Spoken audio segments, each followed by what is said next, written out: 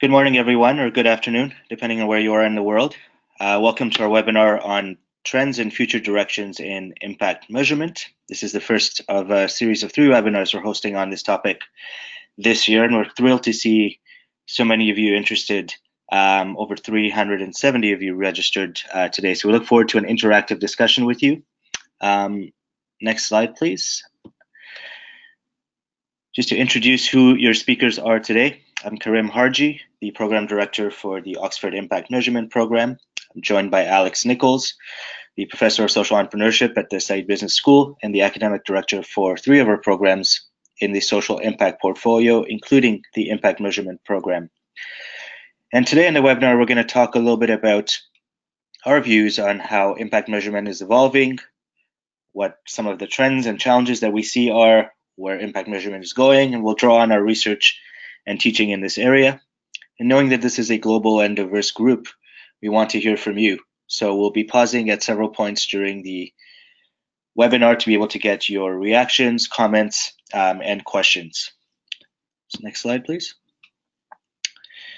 In terms of the agenda for the next hour or so, we're going to briefly frame our work on impact measurement at Oxford to give you a sense of what we do. We'll present some trends and challenges, and Alex and I will take you through a list of the things that we're seeing. We'll then have a pause and get your reactions. And so please, as we're going along, submit your questions via the chat box, and we will respond to them after we present the trends and challenges, about a third of the way through. Alex and I will then talk about some of the future directions, things that we're seeing, and get your reactions again to where impact measurement could go, what are some interesting opportunities as well as risks in this area. We will have plenty of time at the end of the session for Q&A and discussion, so we'd like to hear from you. Please submit your questions via chat, and then we'll respond to them in turn. So I'll now transition over to Alex to situate our work at Oxford in this topic. We draw on a range of research and teaching, as well as our impact measurement exec ed program, which I'll talk about shortly. Alex, welcome, and over to you. Thank you, Karim, and good morning, good afternoon, or good evening to you all out there, wherever you might be. It's a pleasure to talk with you. This topic that we will tackle briefly in the webinar today, but in more depth in the program we teach in the summer, is a really fascinating one, as well as being of absolute practical importance and significance to the fields of social investment, social enterprise, but also corporate environmental management and so forth. This is a really key area, we think. And part of our programmatic aim is to build off our own research within the program in order to share with you what we've been doing over more than a decade now. The Scholl Centre for Social Entrepreneurship at the Saïd Business School has been operational for 16 years now, and I've been fortunate enough to be with it since the beginning. And early on, we focused entirely on trying to understand what this thing called social entrepreneurship looked like, but it became pretty clear after a while that actually the key issues weren't definitional, but were to do with performance measurement and management, and that relationship with capital as well, which is a very important part of this world. So really, for more than a decade, we've been working on this topic.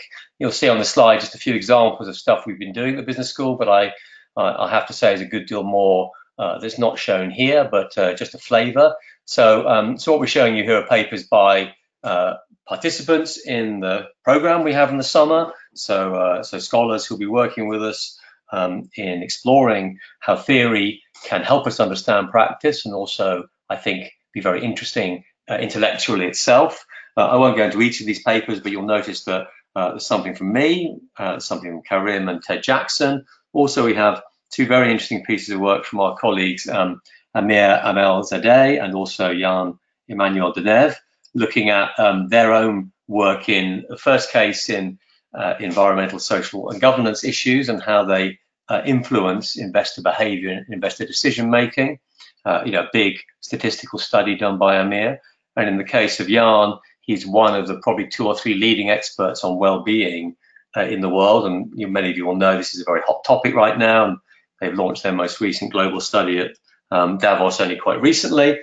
So Jan will be coming to talk to us about measures of well-being and how we can integrate that in our thoughts about impact management and measurement. So this is just a flavour, but there's a good deal more behind it. But I should say, don't be put off. This is not an academic seminar. We will be using our experts and our research to underpin, practical discussions and inform, our debates. Next slide, please. So just to briefly contextualise our programme in impact measurement, we now offer 3 programs in this broad area of impact and finance and measurement. You'll see the 3 circles in front of you. So we began with the impact investing program, which is run through 7 or 8 cohorts now. And this really was a recognition that there was no executive education offering at that time anywhere really in a major university in the world, and we wanted to address that. And I think we were right in as much as this has proved to be a very successful program. And that really focuses on the, if you will, for-profit end of the impact finance spectrum. And we look at deals and intermediaries and fund creation, but with a relatively limited lens in that we stop our explorations there at the point where an investor is making a significant sub-market return on an impact investment.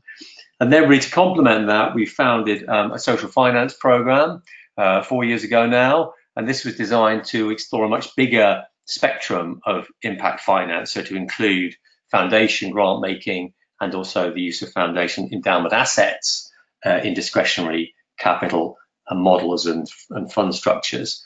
And so this has that slightly different twist. It includes a discussion of impact investing, but goes much broader in our debates about what capital is available to deploy for impact. It has a strong SDG, that's Sustainable Development Goals from the UN, DP, has a strong SDG flavour, and really all our programs are very broad and global in their scope. And then really the third program, the most recent one, is the one we're discussing today, the Impact Measurement Program, which really fell out of our realization from the other 2 programs that this was such an important topic, and so engaged the students in the other programs that it needed more space. It really deserved and justified a 5-day program all to itself. And so we launched that a year ago, and coming up will be our 2nd cohort, and we're very pleased with the way that's been developing. So that's the sense of what we do. We've got ambitions to do a great deal more in our teaching programs at Oxford. These themes cut across our MBA, also in our undergraduate program in economics and management. So I think what we're saying here really is, in addition to the rich vein of research that we've developed in the school, we also now have quite an established portfolio of teaching. And just one further thing to say, we also connect broadly with our colleagues outside of the business school, because we do think, particularly I suppose when we think about questions of impact, that these are not just issues confined to a business context. They're relevant in development, in social policy, public policy, and other parts of the university, environmental policy too. So, we connect and discuss and work with our colleagues in other departments, and some of those colleagues will also come to our programs to talk to their expertise outside of a business school. Next slide, please. So the thorny question of what do we mean by impact measurement and what do we mean by impact? This is a conversation that would go way beyond one slide, but this is just an initial attempt to capture this very complicated question of what is impact and how do we measure it. And maybe this is the kind of thing we'd love to hear some feedback from you guys or some questions in a little while. But there's a few points here I think we probably can say, and I hope you would agree with us. The first is the question of materiality, which again is maybe a bit technical. It really comes from the financial accounting world, the mainstream accounting world. And when we say material changes, we mean changes, positive or negative, and it's important to remember they can be negative.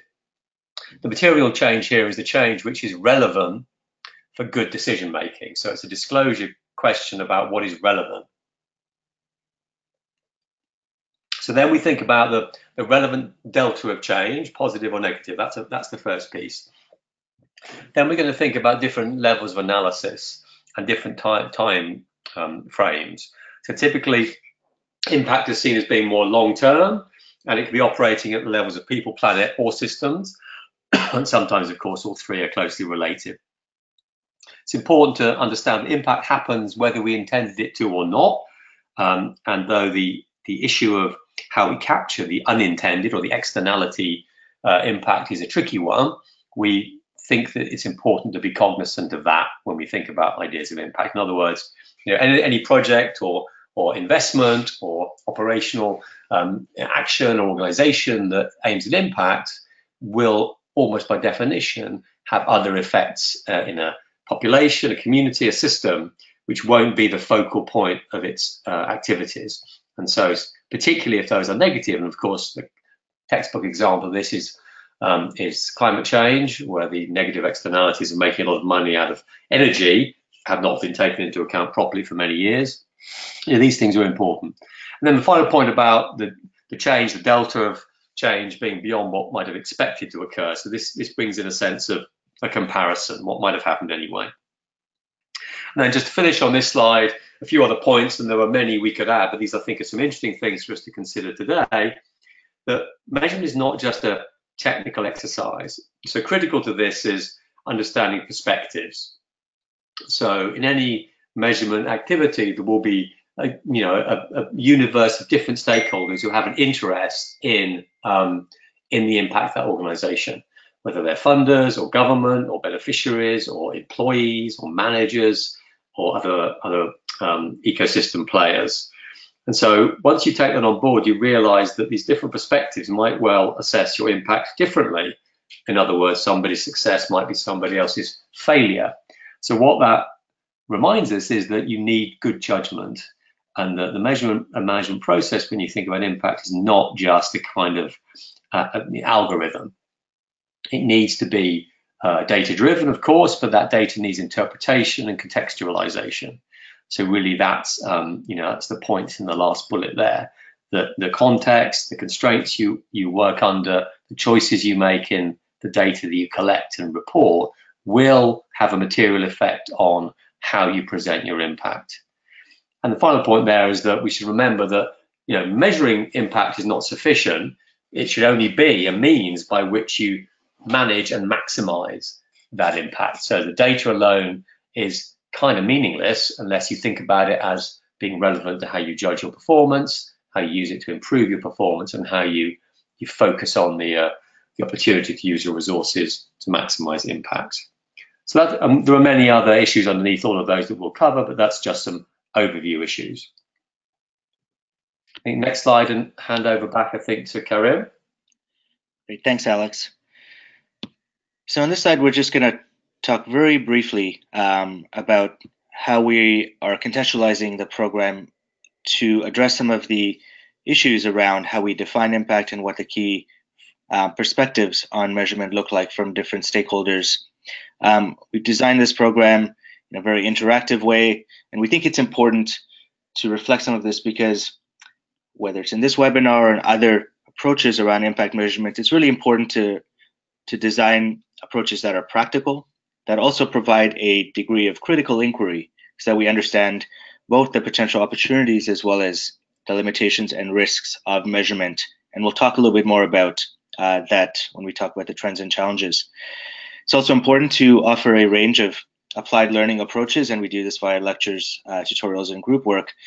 And importantly, in settings like executive education programs, the participants that show up have a lot to offer in terms of their own experience across multiple sectors and geographies. So we encourage a lot of peer learning, both among the students as well as with practitioners and speakers. And one of the things that we offer that we think is unique is a bit of a structured learning journey. So working with participants pre, during, and post-program through strategies like these webinars, offering resources, workbooks, etc. So on the next slide, when we just think about how we view the flow of the kinds of programs, and you'll see this reflected again later on in this presentation, it's really important to start around asking the question of why we measure. And as Alex mentioned, there are multiple perspectives on how we think about impact and impact measurement. That should then logically lead us to some opportunities to think about what we're measuring before we talk about how we measure.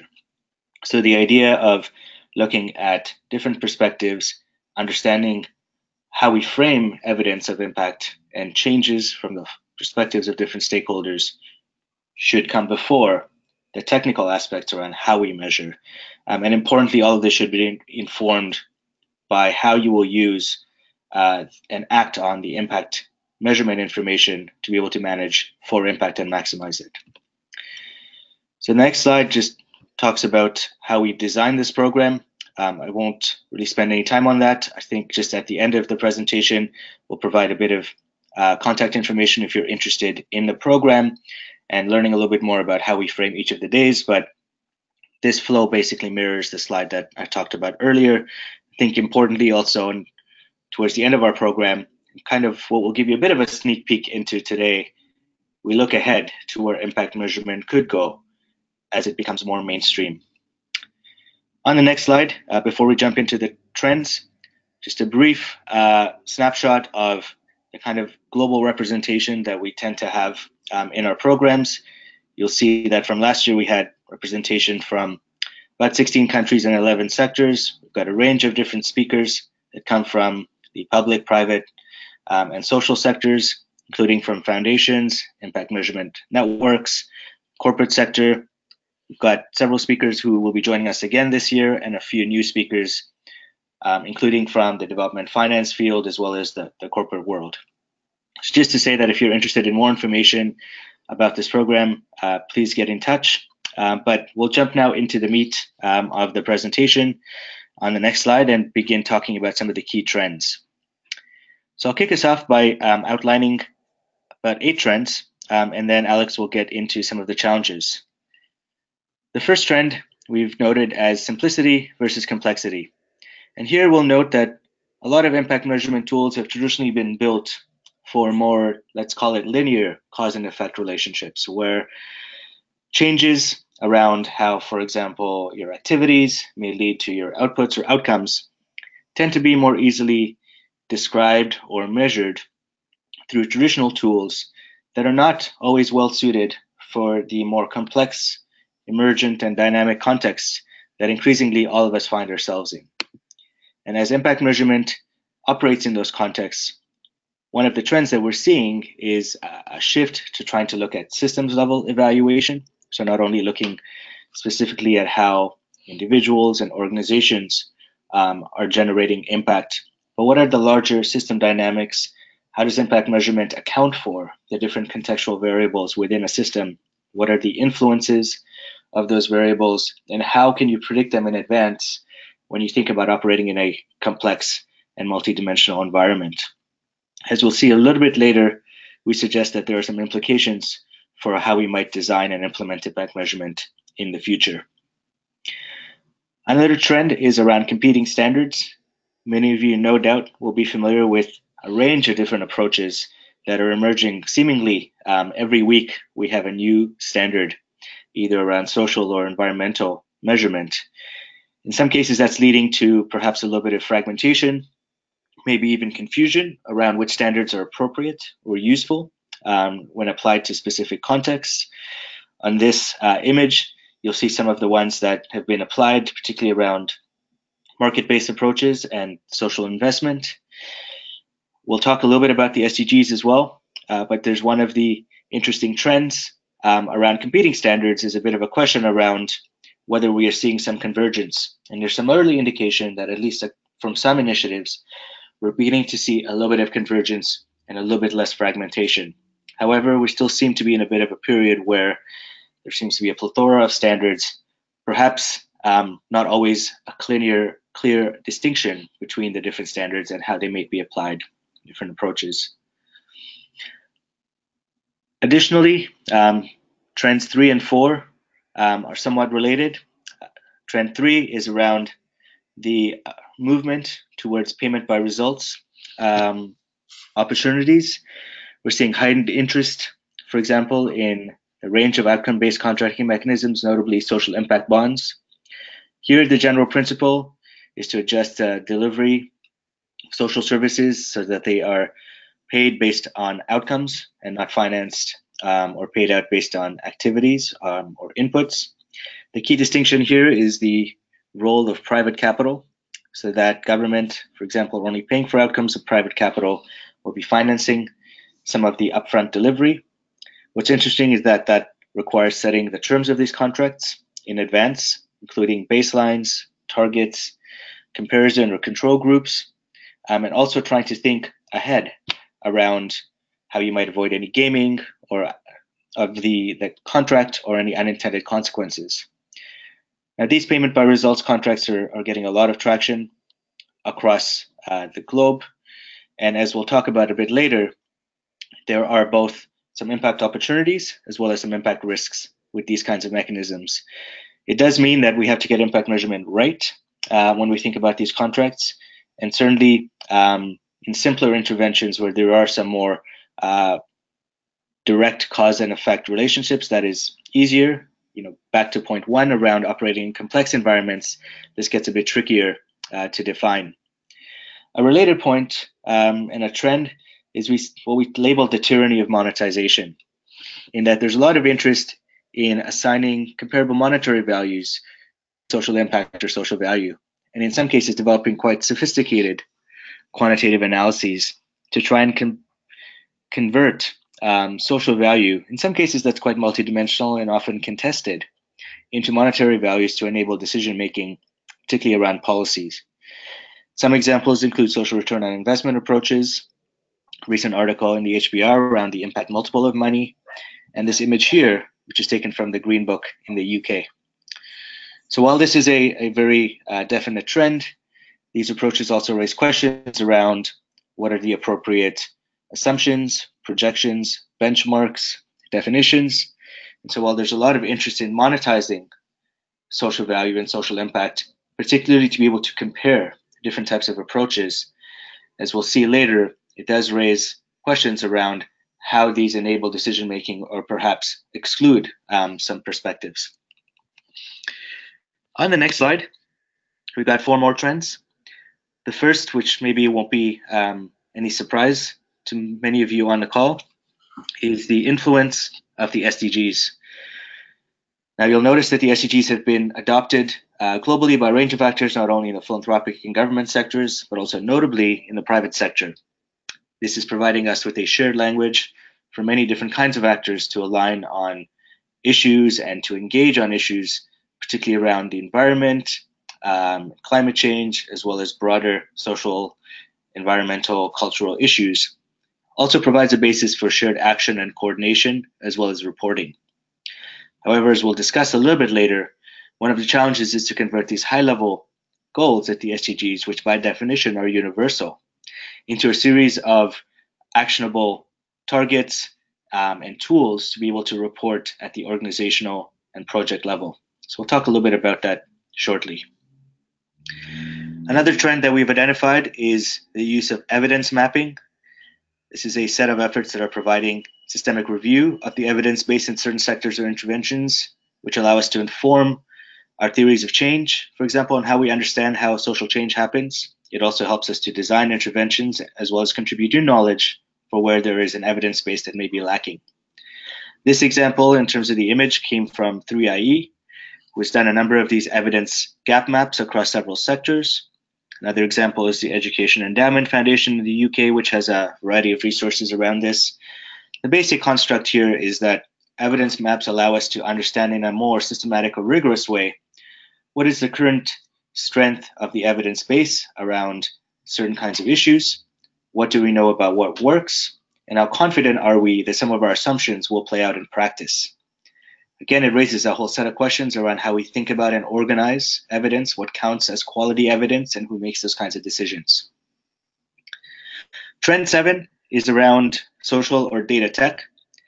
Here we're seeing the use of technology being increasingly adopted, particularly in the evaluation field, to enable greater data collection efficiency, in a sense allowing us to reach more people when we think about sampling and reach, particularly for populations that may have been otherwise excluded based on their geography or even their agency. Of course, tech is not going to solve all of these issues. It has its limitations, but we are seeing increasingly the interesting deployment of technology, whether it's via mobile phones, to be able to collect data more efficiently across larger data sets, the use of sensors to allow us to get information, particularly related to climate change. And then more interestingly, as we'll see later, the connection between different kinds of data that are being generated by this technology and tools in ways that provide a bit more transparency. We'll notice that the image here refers to Muraltech. This is a community of people that is actively working on these issues. And for those of you that are interested, it would be worth checking out their website to look at the kinds of things that are coming up from this community of practice. And finally, we've got a trend here around defining impact risk. A lot of the time when we talk about impact measurement, it tends to be focused on the positive or intended impacts, but we know that within the dynamic system context that many of us work in, there are also a variety of risks around impact not being generated or not being generated the way we think it might be. There's also the potential for negative impacts. There might be unintended impacts. And so the idea that we have to be more explicit about thinking not only about what we might measure in a positive and intended sense, but also the other combinations of impact not being generated or us not being able to measure it is something that we're seeing, particularly impact measurement efforts paying more attention to. And this is really important as we think about what the next generation of tools, frameworks, and standards needs to look like. So there's a lot here around trends. No doubt there are more, and we will encourage you to submit your questions and reactions via the chat box so that we can hear from you. I'll now transition over to Alex to talk about some of the challenges that we're seeing. Yeah, thanks, Karim. And we will also put these challenges up in a moment to get some feedback from you. So don't worry about having so many examples and numbers. We'll list them up for you in a moment and then hopefully have some conversation with you. So there are, of course, many challenges in this space. It's still a space that's being developed, and there are many different conversations going on about the nature of impact measurement and management, and as yet no standards or no agreed formula. So it's a complicated space, but I think even given that, we can begin to see some challenges coalescing, and we'll give you 8 of them now briefly. The first is a really, really critical one, which is shown in this diagram as the how before the why, the cart before the horse. Now, what do we mean by that? Well, when we work with this stuff, we often ask a series of critical questions, and the point of these questions is to help us answer the question, how? So rather beginning with how, which is very tempting because the how is about the method. So whenever people are thinking about impact measurement and management, they tend to begin by thinking, oh, how do I measure it? It's very tempting to think that. But actually, that's not where you should begin. And the curious thing is, although many people say that's the hardest part of this process, it's actually not. The world is full of robust and well-evidenced measurement systems to capture impact. So the method piece isn't necessarily really the issue here. What's important is to ask a series of questions to help you understand which method or methods are best suited for your purposes and your organization. So that's where we say we begin with why. In other words, what's the purpose of measuring this stuff at all? Why would we bother? And there could be many answers to that, but obviously they're going to broadly be for external or internal audiences or both. And again, it's the temptation here always is to focus on the money. So to say I'm doing it for investors or for grant makers, and that may well be a real problem, as some of you probably know, in terms of how those kind of perspectives distort what you end up actually measuring and reporting on. And we'd also, under this kind of why, before the how question, probably move to challenge number 2 here, which is about who is involved in the process of measurement and for whom. Because again, there are many different stakeholders who care about the impact of organizations and projects. And the question then is, which of those stakeholder groups are most significant for the organization to prioritize in the way they report their evidence out, but also crucially in the way they collect their evidence. So you might imagine that, it's very tempting to collect just kind of organizational level data about things you're doing, but much harder to collect evidence from the populations with whom you're working, the actual beneficiaries, as they're sometimes called. And indeed, if you're working in climate, even harder still. It's quite hard to ask the climate how you're helping it. So these are difficult challenges, but by thinking them through, these questions of why and with whom and for whom, we think you'll better make decisions on your methodology in answering the how question, which in some ways, as I've said, is the least problematic, though we all think it's the hardest part. So those two kind of link. That question of unequal participation, the if you like, the kind of dominance of the money, the funders and investors tending to call the shots on what gets measured and reported out, rather than, let's say, the people you're actually trying to help. Because the argument here is, firstly, that the people you're trying to help may actually have a better sense of your real impact than other kind of measures. And secondly, it might just be the right thing to do because it shows respect and is empowering in itself, working with different populations. Challenge 3 is really to build off the point I made about lack of standardization. So we have got a whole bunch, as you'll be aware, I'm sure, of competing standards in GEARS and in the work done by GRI and PRI and the emerging standards with the Impact Measurement Project, IMP, and also stuff emerging out of the UN and IFC and so on. But these are not talking to each other. So as different kinds of data are being collected and different systems are emerging at the moment, they don't connect to each other. And so a really important piece of this is whether we can get these platforms or these data sets to talk to each other through some interoperable common platform. Because if we can, then surely we'll be able to look at much larger data sets in more detail and make much better judgments, as well as sharing our evidence. So that's a big future ambition, I think, as well as a problem right now. And it may be that technology helps us solve that to some degree, and we'll touch on that later, just as Corinne mentioned it a moment ago. Challenge 4 is the ongoing concern that as impact measurement kind of systems emerge, they can be distorted or used by organizations to suggest they're having impact when they're actually not. So this is what might be called impact washing. And this is a really tough one because, on the one hand, because let's face it, we're mostly talking about large corporations here or large investment funds or whatever.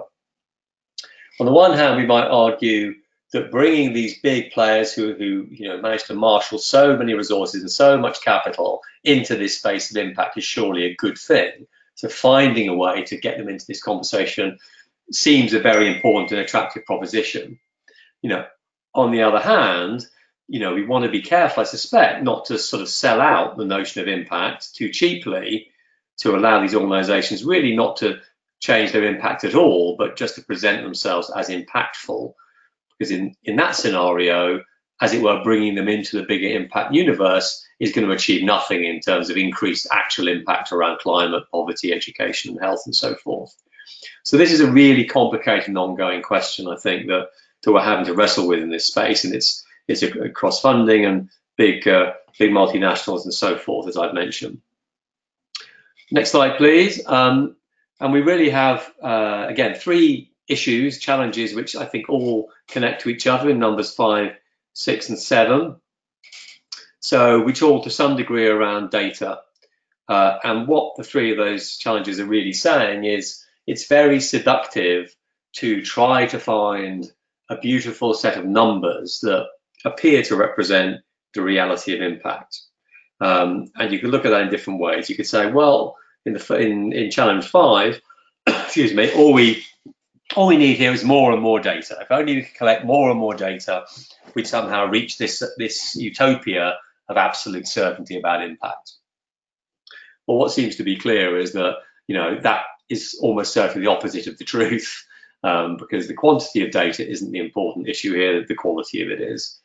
And the quality of the data goes back to those questions I was mentioning earlier about clarity around why we are measuring and for whom, and what the objectives of the measurement process are. And it may well be that some very simple, hopefully robust data is all you need. You don't need masses of data. But we're seduced by this kind of idea of sort of scientific measurement and scientific progress being based on massive data. And the same is true of challenge 6, the allure of precision, where again there's a kind of bizarre level of scrutiny that seems to be put upon impact measurement that actually isn't even put upon financial accounting and reporting. Often, financial accounts are actually rough approximations of the truth, which are sufficiently accurate to work in the financial system and to please auditors. but they're very rarely, actual reality. And yet we seem to want to hold impact measurement to a standard far higher than that and to constantly interrogate it. Is this actually the truth or not? And the reality is, whilst you can do really complicated social science methods, like randomized control trials or statistically valid measures of impact with control groups, lots and lots of other approaches to data are absolutely appropriate in context for giving us good information. So we shouldn't get carried away with having too much data or trying to make it too robust. It needs to be good enough, fit for purpose, and that should be appropriate to the resources you have and to the ambitions you have for that data on impact. Number 7, metrics versus accountability, is really about a question I've already raised about participation and using your data as part of a conversation with other stakeholders rather than just obsessing about its integrity as numbers. So measurement is fine, but again, to come back to the question, why are we doing it? And one surely important issue that answers that question is accountability. We use this to be accountable to our key stakeholders, to talk with them about our progress, to share that information, to learn from that discussion.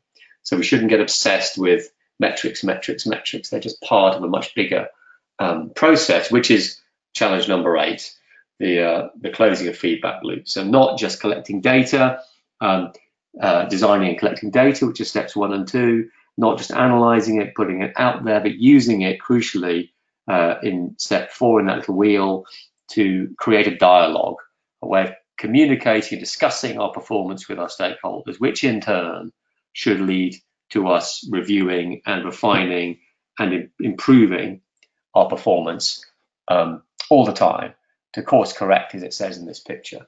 So it's that virtuous circle which can consistently raise our level of impact, but only if we're prepared to put that vital step in it to use our data as a mechanism for discussion with our stakeholders and learning. Okay, next slide, please. So that's a lot of stuff we've thrown at you, but what we'd really love is if you could just take a moment to look at this summary of those 8 trends and 8 challenges and give us any responses, thoughts, questions, and indeed think about category 9. Have we missed a really vital issue, trend, or challenge that you work with or would like us to discuss? So hopefully you can get on the chat box and start sending us some stuff. In the meantime, I should say that these are all things we're going to cover in different ways in our programs. They're at various levels, things that we've begun to look at in our research as well. But we accept this is not necessarily an exclusive list, and there may well be other things that we've forgotten. Any comments, Karim? Thanks, Alex. And yeah, I would just say that we've tried to put a few that might be unfamiliar to people.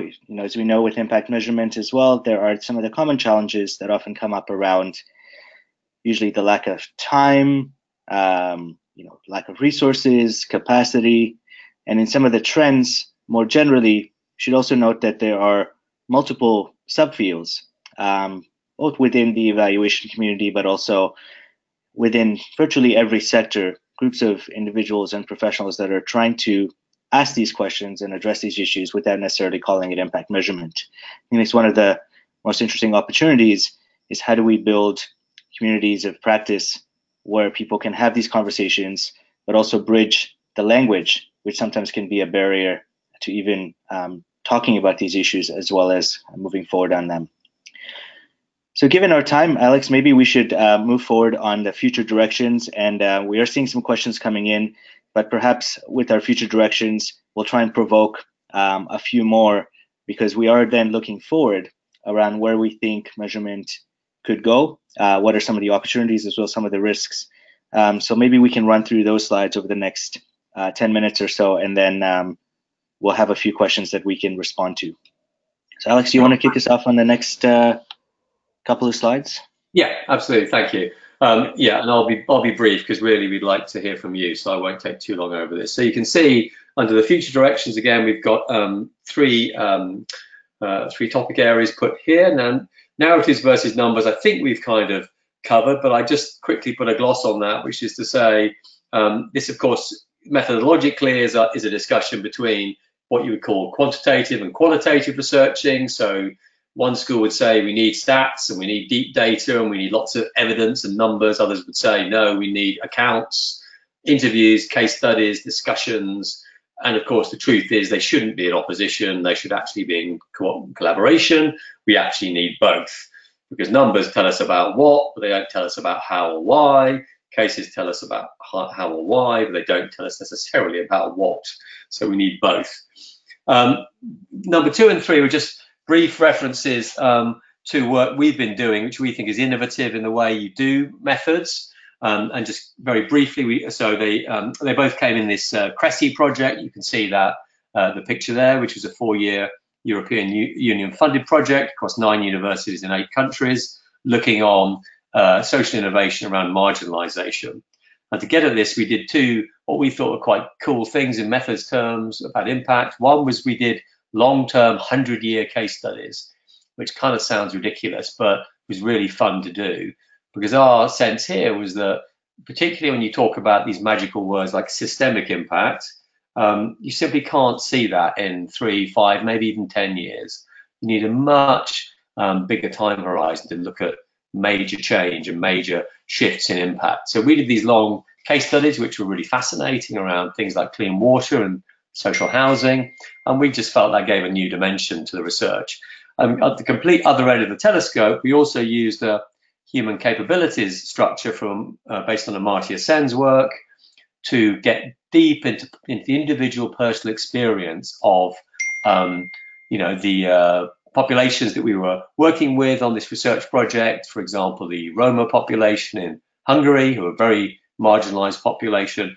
We use this very grounded, very individualized methodology to try to understand how interventions in their communities made or did not make a material change in their individual lives, and how they could realize their skills and capabilities. So 2 very different approaches. I suppose the point here is to say, methodologically many flowers bloom, I think, in this area, because there's huge opportunity for good, interesting research that means something to practice.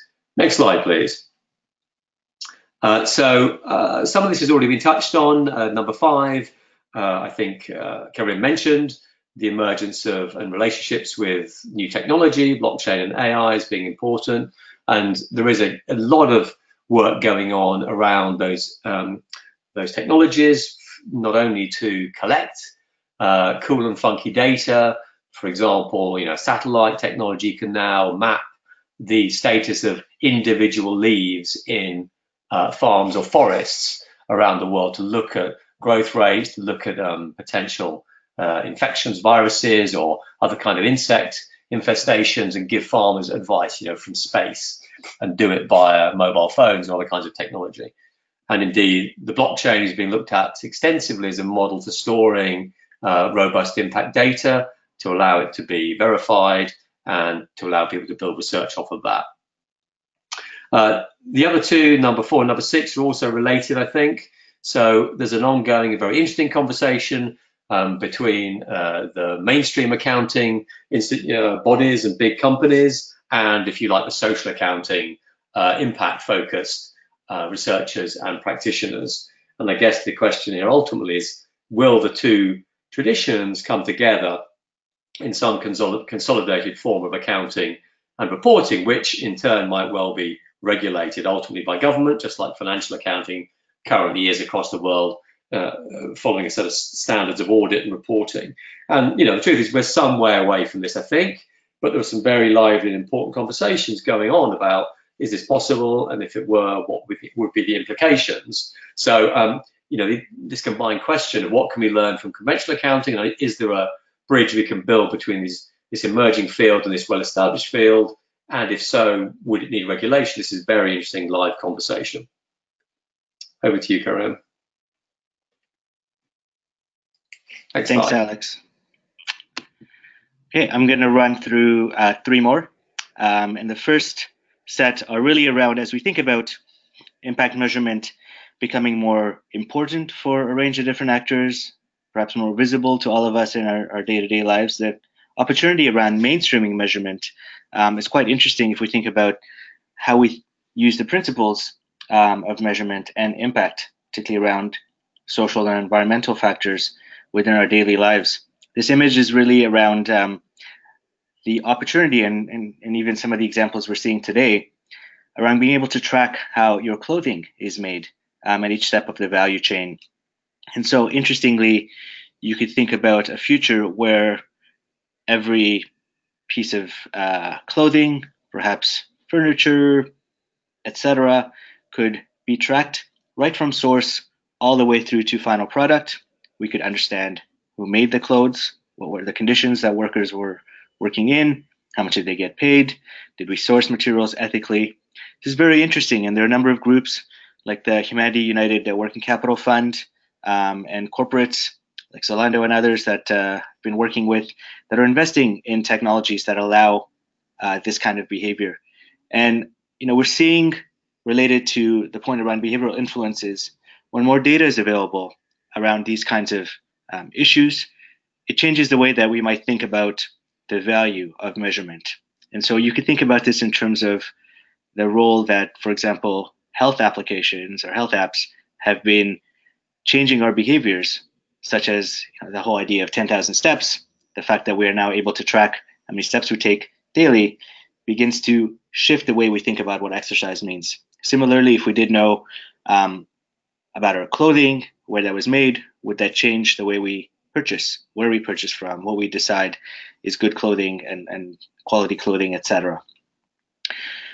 More broadly, around behavioral influences, we're seeing the notion of kind of behavioral sciences permeate several disciplines, including behavioral finance and economics, where the idea is that human beings are not simply rational actors, but that we are influenced by all sorts of biases.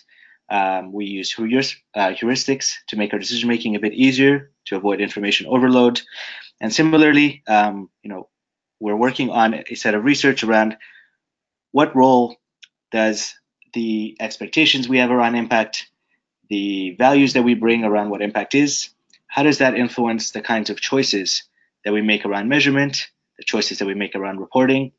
This is also related to the point that Alex made around the dynamics between conventional and social accounting and the influences around our behaviors in terms of what we value and what gets reported. So there are some interesting things that are just slowly, I think, getting explored by research and practice. Picking up the earlier point that I talked about in terms of SDGs, one of the future directions is to begin to translate those high-level goals and targets into metrics that are able to be applied at the organizational or project level. There's some work happening in this area through the UNDP and others, as well as examples from Ontario, Canada, with a Common Approach project that is kicked off with a bunch of stakeholders. So there's a lot more that needs to be done around connecting our macro level perspectives on impact to more micro level implications. So to the next slide, our last three directions. I know we've got a few questions coming in, so we'll address those shortly. First one is around assessing negative impacts. And here, I think as Alex mentioned earlier, and building on the notion of impact risk, we have to be quite deliberate around understanding how we assess and value negative impacts. They are not simply externalities that we can ignore. As we think about what impact measurement practice and tools need to look like in the future, we'll have to be much more cognizant around how different types of interventions, particularly when there's private capital and private sector participation involved, to think about how we view impact and how different stakeholders may view positive or negative impacts. So integrating the perspectives of different stakeholders, the people who are most affected, will be key. There are a range of participatory approaches to do that, but the tools themselves also need to be adapted to more deliberately integrate this notion of negative impacts. This is related to the question of verification of impact data. Right now, a lot of impact measurement data is self-reported. This raises some questions around how we might verify or authenticate data. There are some obvious opportunities by using technologies like blockchain to do this, but right now we don't really have a system or an industry of independent assessment or audit the way we do in conventional accounting, but we're beginning to see some early indications that that may be in place, perhaps in a similar way, but also with some changes. The goal here is that if organizations are reporting on their impact, that we're not overclaiming or even being inaccurate about what impact means and for whom. And so there will be a role for both conventional accounting as well as perhaps a new class of social auditors that may offer impact assurance in an independent way. And again, we have to be cognizant around how rating systems and assurance have been deployed in the conventional sector and to avoid some of the challenges and mistakes that have occurred there. And finally, leave you with a bit of a provocation perhaps. As we've talked about, there's this trend towards more standardization as well as more monetization approaches around impact. One question is whether this itself, the increasing amount and sophistication of impact measurement, particularly around standardization, itself will lead to more impact. Because again, to the point that we started earlier around the goal of impact measurement is not simply to measure it, but to allow us to manage better for impact and to maximize that impact for stakeholders. So we have to ask ourselves the questions and to be able to prove that by doing impact measurement better, that we're able to, in fact, increase impact itself. So we've got a long list here of trends in terms of trends, challenges, and future directions. I'm seeing that we've got a whole lot of questions. So I'm going to maybe pick up a few questions and pose that to Alex, and I'll jump in, and then we will spend the next few minutes on that.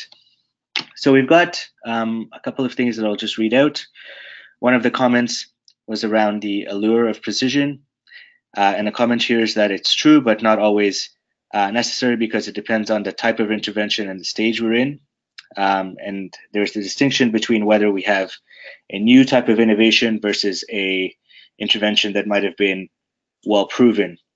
So Alex, I don't know if you've got anything to add on that in terms of the kind of balance around how we get beyond this allure of precision, but also having enough precision to make decisions. Yeah, thank you. It's a great question. I mean, the first comment is this notion of proportionality that I touched on. In other words, there is always a kind of somewhere out of reach, perfect impact measurement system for any intervention. But the way you approach it has got to be proportionate to your resources, first and foremost. What can you afford to do? And secondly, what do you need to know? And it's quite right that different stages of intervention will probably need different data, and different types of project, depending on the scale and the complexity of what they're doing, might also need different data. So there'll be great variability, but it needs to be proportional and it needs to be good enough, fit for purpose. So there is no point in spending a fortune on elaborate measurement systems when a much simpler and cheaper system will give you data good enough to allow you to make good decisions and to be accountable to people. So it's much of this is a question of judgment. And professional judgment on the part of all the stakeholders involved in managing and planning impact. So I quite agree that there's great variability here. Okay, great, thank you. One interesting question here around the point on the tyranny of monetization, and the question was, is this a problematic trend? And it's an interesting one because we're seeing that being adopted in government as well as in the private sector. In my experience, and I think Alex, you would agree, that there's sometimes a bit of a pushback from those that deliver programs and services, but also from stakeholders that are affected when we think about contested definitions of what impact is, and the notion that you could translate things perhaps that are very personal and perhaps even a bit more subjective into a quantified metric that is converted into a cost. So Alex, any kind of thoughts on whether monetization itself is a problematic trend? Yeah, it's a great question again. Thank you, everybody. Well, first thing to say, I think, is that monetization of impact is not new. It's been common in welfare economics for 50 or 60 years. So governments put prices, whether we like it or not, on human life, education, health. Those are already there. So to some degree, and they're the building blocks of a lot of public policy. So I don't think there's an inherent problem in monetizing impact, because we've used it relatively successfully in other contexts forever. I think the issue is the context of that monetization, and there's a big difference in using that to maximize profits on an investment fund and to use it to optimize the public spending. So I think what we're seeing as a controversial question now is how this new trend to monetization, some of you would be aware of things like the Y Analytics model that was launched with great excitement in Davos. The question is, are these being designed to allow profit maximization whilst the robustness of actual impact is marginalized in these new models. So I think the problem here is not monetization per se, it's the context in which that monetization of impact is being placed and the purpose to which it's being directed. And I think that the uncomfort that people or discomfort people have is the notion that some of these measures are being designed to allow money to be made in handfuls, but may not actually be that robust in terms of showing social or environmental change. Yeah, thanks, Alex. And I think it's interesting you raised that example. We do have a few questions actually around the implications of mainstreaming impact measurement. And so some of the questions that have come in around the position, for example, of multinational accounting or consultancy firms in offering these kinds of services in terms of providing assurance or audit. On the other hand, the conventional accounting standards being able to account for some of these factors around environmental and social value creation, perhaps acknowledging some of the limitations and shortcomings of SROI and other methods. So just maybe more as a general question, any thoughts around some of the trends around mainstreaming impact, and what are some things that maybe we have to be aware of in terms of both the opportunities as well as the risks?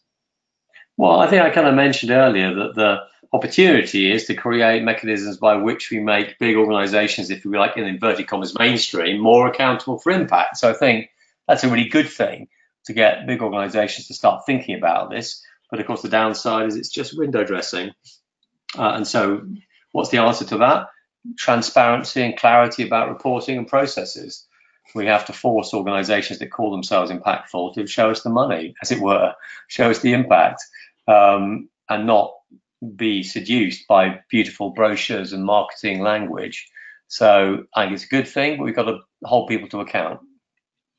I think that's a good point. And a couple of the other questions that have come in have asked about whether is there an emerging consensus around standards and reporting?